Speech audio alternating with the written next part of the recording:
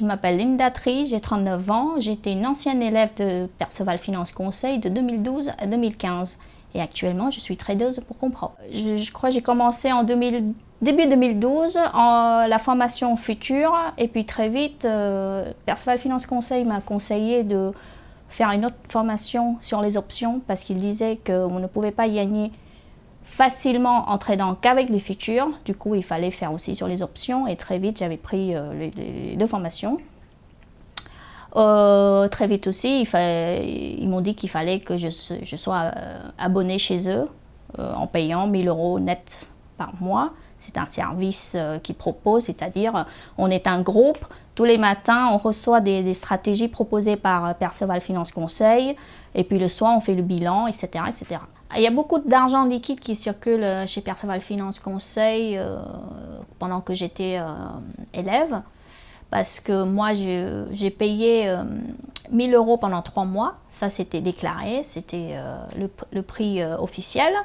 Et puis très vite, j'ai appris par d'autres élèves que je pouvais payer 40% moins cher si je payais en cash. Mais ce ne sera pas déclaré, évidemment. Je suis allée voir au bureau de Jean-Louis pour lui demander si c'était vrai. Il m'a affirmé que oui, que je pouvais payer en cash. Du coup, mon abonnement qui est censé me coûter 1 000 €, c'est tombé à 600 €. Mais il m'a dit, en contrepartie, tu n'auras pas de facture, etc. Mais c'est normal. Et je sais qu'on est une dizaine au moins à payer en cash à l'époque. En fait, il nous a fait payer plusieurs tarifs. J'ai appris plus tard. Il y en a qui c'est 500, moi c'est 600, d'autres 700, 800. Et à chaque fois, ils nous répétaient que c'était un prix spécial pour nous. Très vite, on ouvre des comptes chez des brokers que Perceval Finance Conseil nous conseille, évidemment. Et comme moi, je ne connaissais rien à l'époque dans la finance, j'ai suivi les conseils de Perceval à la lettre. Il se trouve qu'ils m'ont conseillé d'ouvrir des comptes chez des brokers qui n'étaient pas fiables. Parce qu'au bout de quelques mois, il me semble, c'était WorldSpread, le broker qui s'appelait. Ils ont fait faillite et moi j'avais peur à l'époque. Heureusement j'avais de la chance, j'ai pu récupérer le capital que j'avais mis chez eux, c'était 10 000 € à l'époque. Mais il semblerait qu'il y avait des gens qui ont perdu de l'argent dans cette histoire. Il y a eu aussi ETX Capital. Moi aussi j'ai ouvert un compte chez eux et ça s'est pas très bien passé pour moi. Dans le sens où parce que j'avais suivi la méthode Perceval et à la fin, je crois, de ma formation jusqu'à mi-2015, j'avais perdu énormément d'argent avec ce broker. Moi, ce que j'ai vécu, c'est qu'au début, quand je suis arrivée chez Perceval, il a essayé de me faire ouvrir au moins 3 comptes chez 3 brokers différents. Je lui ai demandé quel est l'intérêt. Donc il m'a dit, parce que si jamais il y en a un qui plante, dans le langage, ça veut dire qu'il fait faillite. Au moins, tu en as 2 autres pour pouvoir travailler, etc. Ou sinon, problème technique, etc., etc.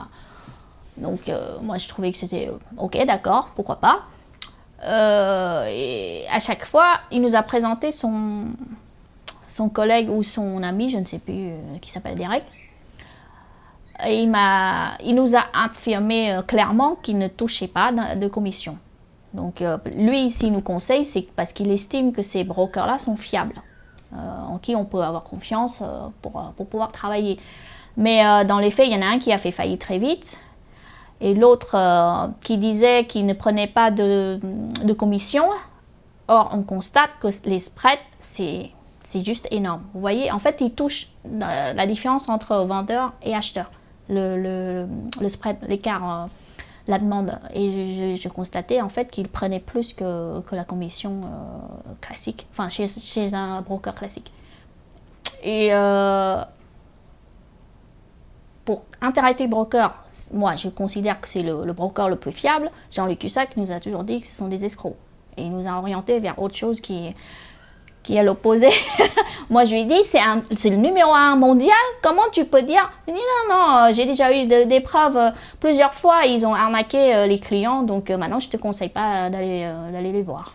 Je suis presque convaincue que la méthode Perceval consiste à pousser les clients à faire le maximum d'opérations pour pouvoir toucher les commissions. Je vois pas d'autre raison, en fait.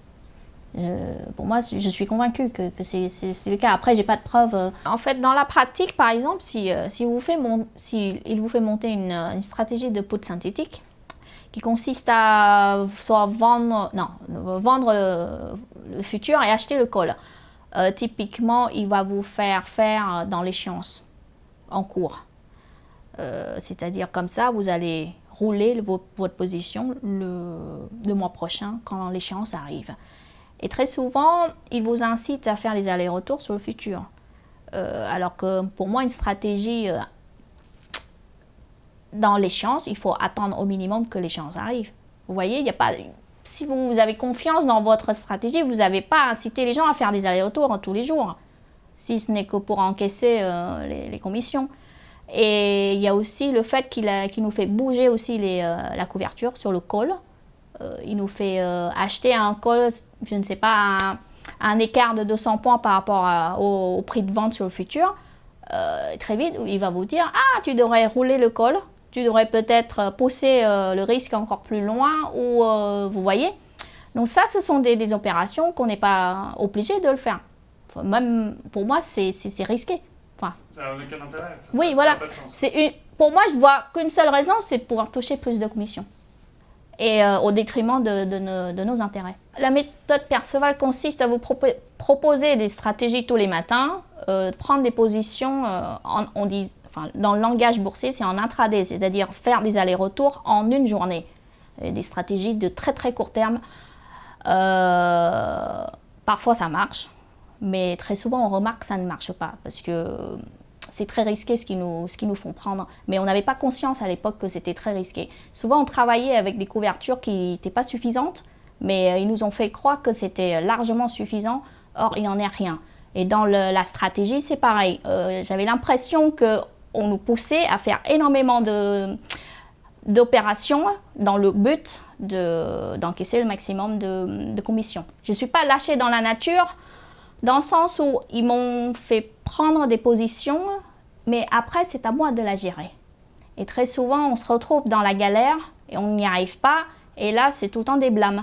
Vous voyez, toi, tu n'as pas compris, tu as mal travaillé, etc. Je ne t'avais pas dit de faire ci, faire ça. Mais moi, j'ai la preuve que dans le forum, ils nous ont fait prendre des positions que lui-même, il a pris, et que si on perdait, c'est forcément de nos fautes, et que si ça gagnait, c'est grâce à lui. Mais très souvent, on perd de l'argent. Alors, la méthode Perceval Finance Conseil consiste à trader sur le futur, les produits avec le sous-jacent CAC 40.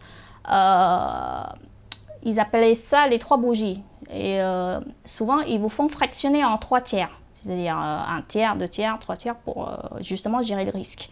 Et il vous préconise aussi, pour un contrat futur vendu ou acheté à l'époque, il vous faut 10 000 euros. Donc avec un effet de levier, il me semblerait 2 fois 3. Après, ils vous mettent, vous avez des stops de la gestion du pire qui s'appelait. Donc vous ne pouvez pas, par exemple, perdre au-delà de 3-4% de votre capital d'investissement. Mais ça concerne uniquement les contrats de futur. Après, quand j'ai fini cette formation, on m'a proposé une autre formation sur les options. Donc il fallait travailler en combinant les futurs et options. Et là, on sort de cette méthode-là. C'est plus du tout la même chose. Il y a d'autres méthodes qui entrent en jeu, mais ça, c'est au fur et à mesure qu'on apprend avec Perceval Finance Conseil. Ce que je reproche à cette méthode, c'est qu'ils nous font croire qu'en faisant des allers-retours plusieurs fois en une journée, on pouvait gagner notre vie en faisant ça. Et dans la pratique, ça a été démenti, mais clairement que c'était impossible, dans les faits. Pourquoi? Parce qu'en fait, psychologiquement, c'est pas possible. C'est très, très fatigant. Et pour quelqu'un qui ne connaît rien, qui ne maîtrise pas le risque, qui ne maîtrise pas les dérivés, on ne pouvait pas rester toute la journée derrière les écrans et faire des opérations. Surtout avec la méthode Perceval qui consiste à trader sur les bougies de 2 minutes, pour moi, c'est juste impossible. Vous n'avez pas assez de recul, en fait. Et en plus, la méthode Perceval Finance Conseil vous dit qu'il faut qu'on ignore toutes les nouvelles macroéconomiques, microéconomiques. Il faut juste regarder les graphes, uniquement les graphes. Bon, moi je l'ai fait, en tout cas je l'ai fait pendant 3 ans et demi, ça n'a pas fonctionné. J'ai envie de dire, même quand vous jouez au casino, ça vous arrive de gagner.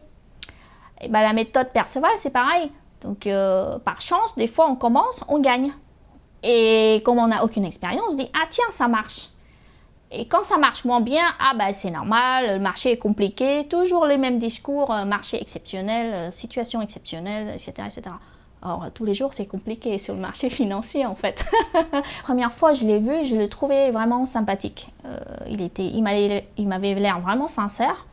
Il était une personne, je dirais, simple, en fait. Il discute avec vous comme si il vous connaissait depuis longtemps. Il vous met à l'aise, facilement. Et il partage très vite ses expériences, etc.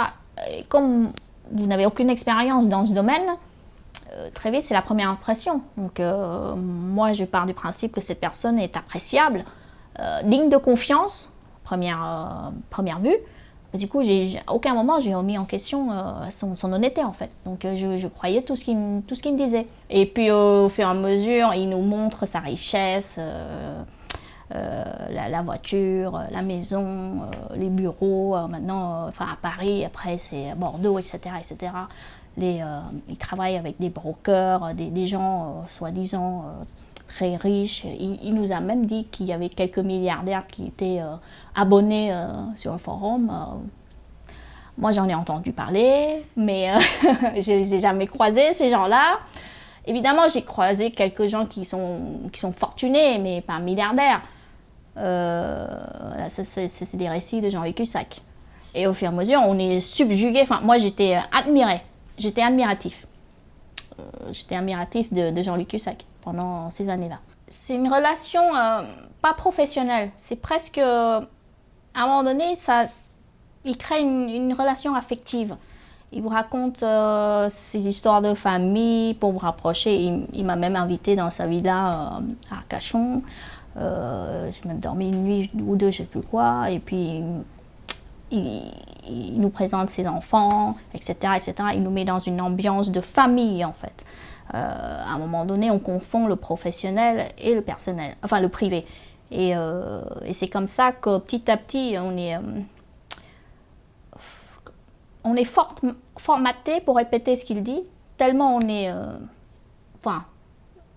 on boit ses paroles en fait. Tout ce qu'il dit est vrai et tout ce qu'il fait est bien.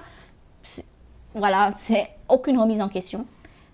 Et on s'entretient ça dans le groupe en fait. Il essaye de... En fait, il repère quelques personnes qui sont, je ne sais pas, comme moi, naïves ou faciles à manipuler.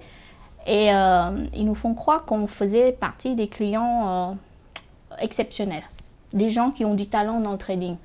Donc on reçoit des conseils à part, c'est-à-dire en privé, et les autres sont dans une catégorie moins importante, si vous voyez ce que je veux dire. Je pense qu'ils choisissent des personnes qui ont beaucoup de capital, parce qu'ils savent que ceux-là vont rester longtemps. Et ils nous font croire qu'on est important, on a du talent, c'est pour ça qu'il faut qu'on reste, qu'on travaille, tout ça, parce qu'on a les moyens de rester avec eux longtemps. Moi, je me retrouve dans un petit groupe où on s'entretient cette illusion-là, en fait, où on est tous admiratifs de Jean-Luc Cussac. Du coup, tout ce qu'il dit, nous, on se répète, on se rassure, en fait. Alors, j'ai été invitée à l'inauguration de son bureau à Bordeaux en 2015. Et par cette occasion, il m'a dit que je pouvais rester chez lui une nuit, le temps de passer le week-end. Et le jour où je suis arrivée chez lui, dans sa villa à Arcachon, j'ai croisé monsieur Guillaume Sommerer, le journaliste de BFM Business, en tant qu'invité privé. Oui, c'est des gens qui... Normalement, ce sont des amis de Jean-Louis. C'est pas professionnel, ce genre-là, c'est privé. Et j'ai croisé monsieur Guillaume Sommerer, qui était là, admiré par flatté par la richesse de Jean-Louis Cussac. Il était convaincu que Jean-Louis gagnait vraiment sa vie en trading, en faisant du compte propre. Il y a tout en fait, on venait de tout part. Vous avez des gens qui sont héritiers, des gens qui travaillaient dur comme moi, qui ont des boulots pas spécialement, qui gagnent pas beaucoup d'argent. Mais beaucoup de gens rêvent en fait, beaucoup de rêveurs, moi y compris, à l'époque. Du coup, Jean-Louis profite de cette faiblesse, enfin de cette envie-là de vouloir croire que c'est possible pour nous vendre la méthode, un peu, selon moi, bidon en fait. Et il nous vend un rêve qui est complètement faux parce que dès le départ, il nous a dit qu'avec 30 000 euros, on pouvait vivre du trading. Pour moi, c'est juste une escroquerie. C'était pas possible. Et la preuve, je pense qu'on a tous perdu de l'argent. Je connais aucun client de Perceval Finance Conseil qui gagne de l'argent. Ce qu'il fait avec moi, c'est que si j'ai envie de lui demander des conseils, il me dit, tu viens dans mon bureau, je te le dis. Parce qu'avec Cusack, il ne vous écrit jamais par mail pour vous donner des conseils d'investissement. Et une fois dans son bureau, il va vous dire, bah tu vois, moi, là actuellement, je suis vendeur, etc. sur tel produit. Donc si tu veux, tu peux faire ça. Et après, moi, la discussion souvent que j'ai avec lui, c'est, oui d'accord, si tu vends, tu vas vendre combien de contrats, etc. Et il va vous le donner avec ton capital, tu peux faire ça. Et je lui dis, et si jamais ça se passe mal, je fais comment? Et les gains, tu fais comment? Et là, il va vous le dire. Mais très souvent, quand ça se passe mal, il va se déresponsabiliser complètement. Il va dire, ah bah moi, je t'ai pas dit ça. Donc c'est toi qui as fait la transaction. Tu devais savoir comment gérer. Or, pendant la formation, il nous a bien dit qu'il n'allait pas nous laisser dans la nature parce que nous, on n'a pas assez d'expérience pour gérer toutes ces positions, surtout quand le marché est compliqué, enfin très volatile, je veux dire. Je me rappelle une fois, je crois que c'était en 2015, au mois d'août, il est parti en vacances, il m'a fait prendre des positions avant de partir. Et si vous regardez le graphe, en 2015, au mois d'août, le marché a baissé fortement. Et moi, j'étais vendeur de put, sans couverture, comme d'habitude. Vendeur de put sec. Et lui, l'idée, c'est-à-dire, si jamais ça se passe mal, vous mettez en face les futurs. Mais c'est très dangereux comme stratégie, parce que si vous mettez les futurs, déjà, vous avez la couverture limite, parce que lui, c'est 10 000 euros par contrat. Quand ça baisse de 500-600 points, je peux vous dire qu'avec la volatilité qui monte, vous n'êtes déjà pas très bien. Et en plus de ça, il vous faut mettre les futurs en face qui va encore demander plus de couverture, etc. etc. Et avec l'expérience qu'on a, c'est impossible. J'ai essayé de le rejoindre plusieurs fois pour lui demander justement de m'aider en fait, parce que ma position était vraiment pas... Enfin, j'étais pas sur le point d'être désactivée, mais moi j'anticipe, vous savez, parce que je voyais le marché baisser fortement et que je ne savais pas quoi faire. J'ai essayé de le contacter plusieurs fois. Il m'a donné des conseils que moi j'estime qui n'est pas digne d'un vrai professionnel. Il me dit, ouais, t'as qu'à vendre les futurs en face. Moi, j'ai pas fait. Il lui dit, mais il faut que je fasse mon risque. Il me dit, mais non, vends tes futurs. Et j'ai pas suivi. Et il m'a répondu, mais très très brièvement. Et il m'a fait bien comprendre qu'il fallait plus que je l'embête en fait, qu'il était en vacances. Une fois, il est revenu. Je lui ai dit que j'ai perdu pas mal d'argent, mais que finalement, j'ai pu m'en sortir parce que j'ai géré comme je faisais. Et il me dit, il fallait pas faire ça. Je t'ai dit de ne pas faire ça. Pourquoi tu as vendu autant de puts? Alors que c'est lui, au départ, qui m'avait dit que je pouvais vendre 5 contrats pour 50 000 euros. Vous voyez? Et une fois, il voit que je perds beaucoup, il dit, mais je t'ai jamais dit de vendre autant de contrats. C'est trop risqué. Comme c'est pas enregistré, on n'a pas de preuves, c'est parole contre parole. Mais lui, c'est systématiquement comme ça que ça se passe.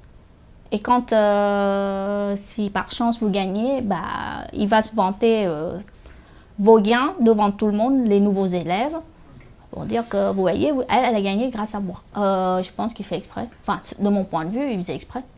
Et j'ai l'impression qu'il prend même du plaisir à nous voir dans la galère, en fait.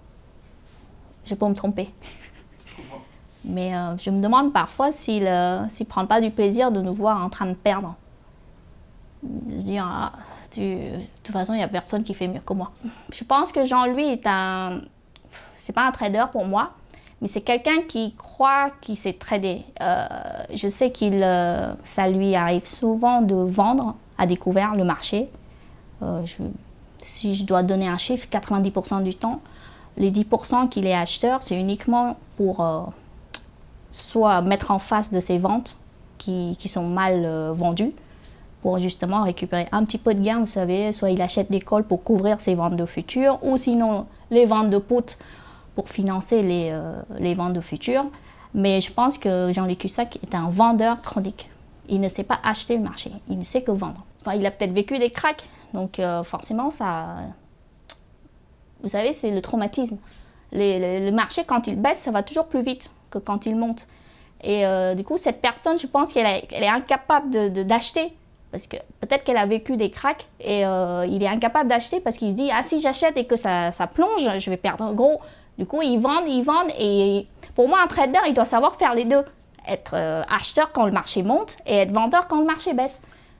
Mais Jean-Luc Cussac, il est tout en vendeur. En tout cas, pendant la période dans laquelle j'étais étudiante, de 2012 à 2015, oui, mi-2015, il vend tout le temps. Il vendait. Il analyse le marché toujours d'une manière très pessimiste, très négative. Quoi qu'il se passe, il y a toujours des mauvaises nouvelles devant nous. Donc, il faut être méfiant. On achète, mais pas en mode laisser porter. On ne laisse jamais porter un achat, par exemple.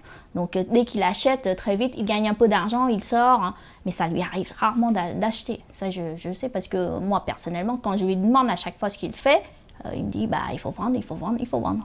Parce que ça va pas, ça va pas, ça va pas. Sauf que si vous regardez le graphe, le marché n'arrêtait pas de monter.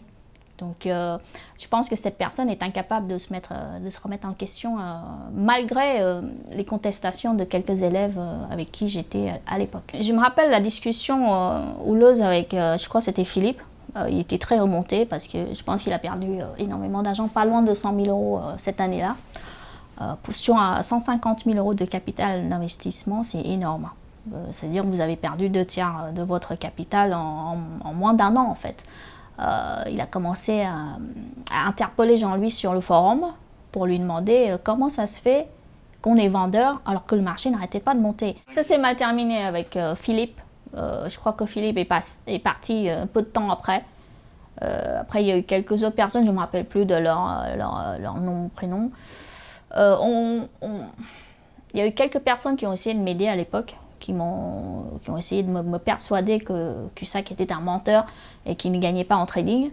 Mais moi, je ne croyais pas en fait, parce que moi, je voulais tellement croire que c'était possible de gagner ma vie en faisant ça, que j'étais aveuglée pendant ces 3 années-là en fait. Et du coup, les autres personnes, elles sont parties peu de temps après. Et moi, je crois que j'ai mis encore 2 ans voilà. Mais moi, j'étais encore... disons qu'à l'époque, j'étais encore sous l'emprise de Jean-Luc Cussac.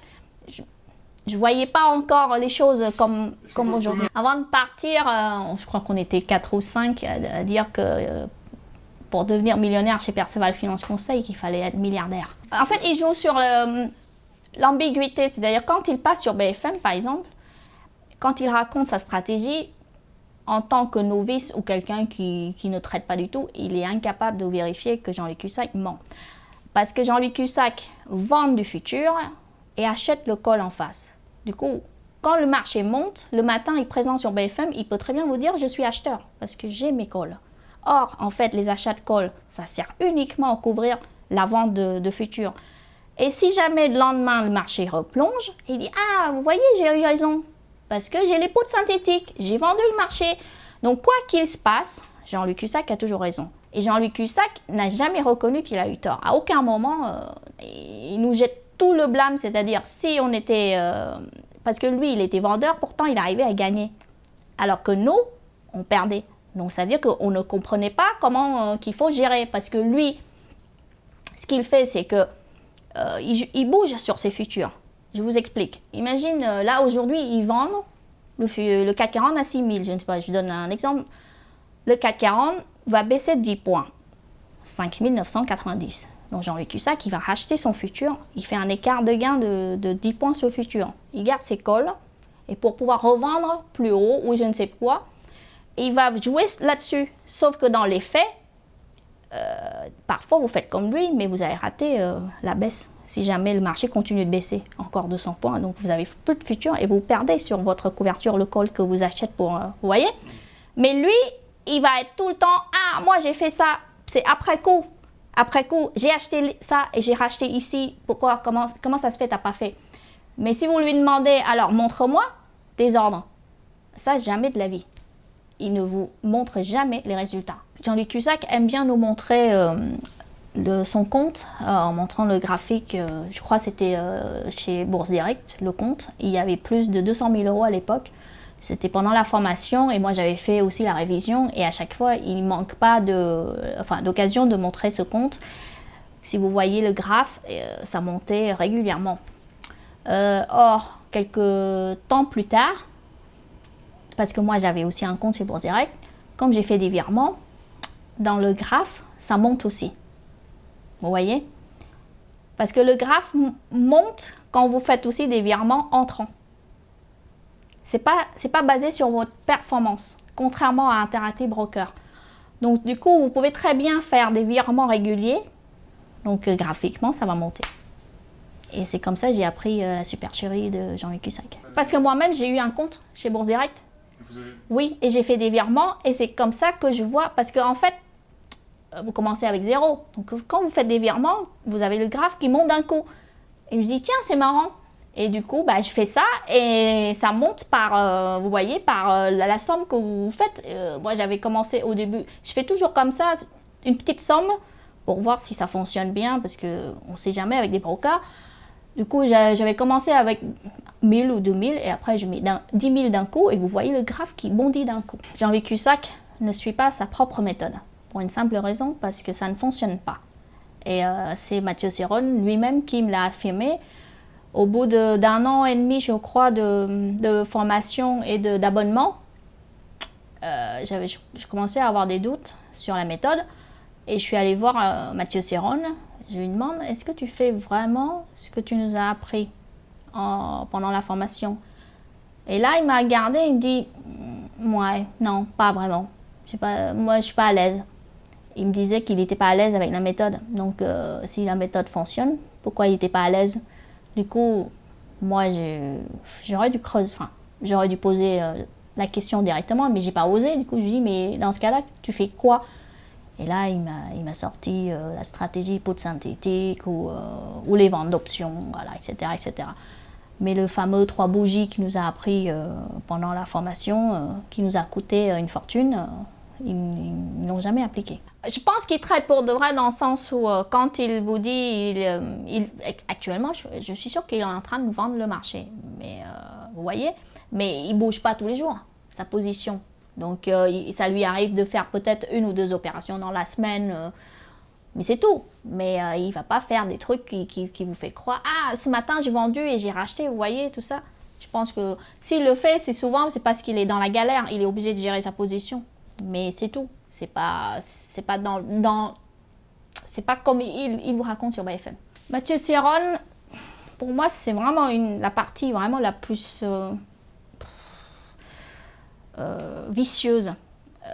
Parce que, en apparence, c'est quelqu'un qui a l'air vraiment sympathique et honnête. Je me demande si à un moment donné, il a été quelqu'un vraiment d'honnête. C'était au tout début de notre rencontre. Il était plus ou moins transparent avec nous. Donc, parfois, quand Jean-Luc Cusack ment, en privé avec moi, il m'a dit que ce qu'il raconte, c'était pas vrai. Typiquement, en 2013, quand Cusack a dit à tout le monde qu'il gagnait de l'argent, Mathieu Serron m'a même montré son compte et il dit, regarde, je suis en train de gérer son appel de marge. Il est vraiment dans la galère. Il est en train de perdre gros. Donc, vous voyez? Et tout ça, c'est Mathieu Serron qui me l'a dit.